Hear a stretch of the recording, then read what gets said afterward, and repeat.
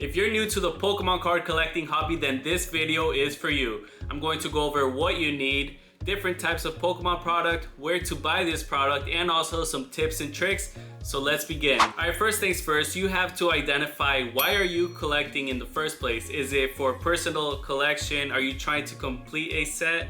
Or just for investment? So you really do have to ask yourself this question. What is it that you want exactly? Do you want to collect some sealed product, maybe some booster boxes, some elite trainer boxes, or are you looking to pick up some singles? Do you want to collect a certain type of Pokemon? I've seen people that have certain collections. They have like a Gengar specific collection, or just like a whole binder full of Snorlax, Pikachu, Charizard, whichever Pokemon. There's also vintage versus modern cards, and also you could just go after illustration rares. That's the beauty of it. There's just so much variety in the way you could collect. So next thing, before you go off and buy your Pokemon packs or booster box or whatever, here are some things that you absolutely need in order to protect those cards.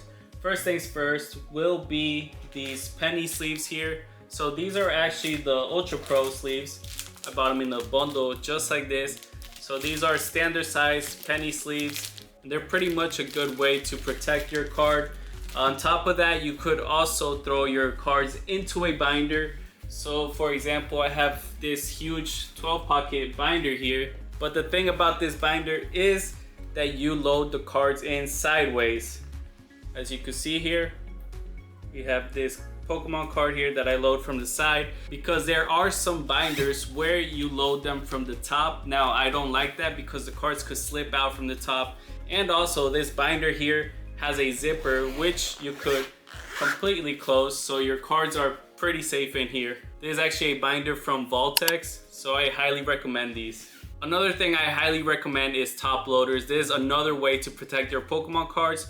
You throw it in a penny sleeve and then you insert it in one of these top loaders. It's a hard plastic, so it really protects the card from getting banged up or anything like that. These are actually also from Voltex, and as you can see, I have two different color ones with the black borders and the yellow borders, and you can find this on the Voltex website. I'm actually an affiliate, so if you guys want to use the code POKEHOUSE at checkout, that will give you 10% off, and it'll also support me as a content creator, so I really appreciate that. Now another place you could throw your Pokemon cards after putting them in a penny sleeve is these semi-rigid sleeves.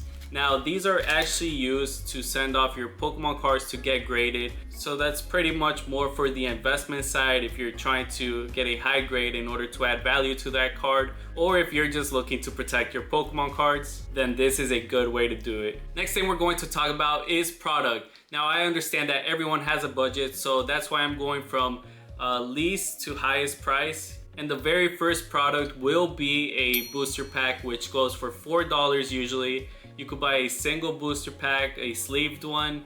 Next product will be a blister pack, either a 2 or 3 pack blister. Now these blister packs tend to go in between $12 to $15 depending if it brings 2 or 3 packs. Usually comes with a promo card or a coin at times. After that, we have Pokemon tins and booster bundles. These go for around $25, bringing between 5 to 6 packs. And sometimes could bring a promo card as well. If it's a booster bundle, it'll just bring straight 6 packs, so you're pretty much just paying for the packs. And Pokemon tins and collection boxes usually bring a promo card as well. Next item on the list, we have the Elite Trainer box. Now this product goes in between $35 to $50 depending where you get it, which I'll be going over soon. You get a promo card, you get some sleeves, you get some dice. It's pretty much a little kit, and the good thing is that you could keep the box afterwards to store cards in. I would pretty much recommend throwing some bulk in there. I wouldn't really throw your valuable cards in one of these ETB boxes. And the highest ticket item we have is the booster box. Now you could get a booster box from in between $100 to $140, and I would say a booster box is pretty much the best bang for your buck. You get 36 packs, and the good thing is that if you buy an entire booster box, you're pretty much guaranteed, I would say, in between 11 to 15 hits is what we're seeing now. Now my next point is where to buy. This also goes in hand why the price range is so much for a booster box in between $100 to $140, and an Elite Trainer box which is $35 to $50. So first place I would say is TCG Player. This is pretty much where you buy all trading cards, sell trading cards, and there's a lot of local game stores which have their TCG player account linked up on there. Now what I would really recommend is if you buy on TCG player, just make sure that the seller has a good rating, a 5-star review, and make sure they have a high sale number, preferably over like $10,000. Oh, and one more thing, make sure that they're verified. Another place I would recommend is Twitter. I don't know, they changed it. There are some pages there on X where you have people posting deals all the time from different local game stores or websites, Walmart, all these places where it tends to be a good deal or a restock. I'll give you 2 pages right now. One is, I wrote it down because I was probably gonna forget. So it's Pokemon TCG restocks and news.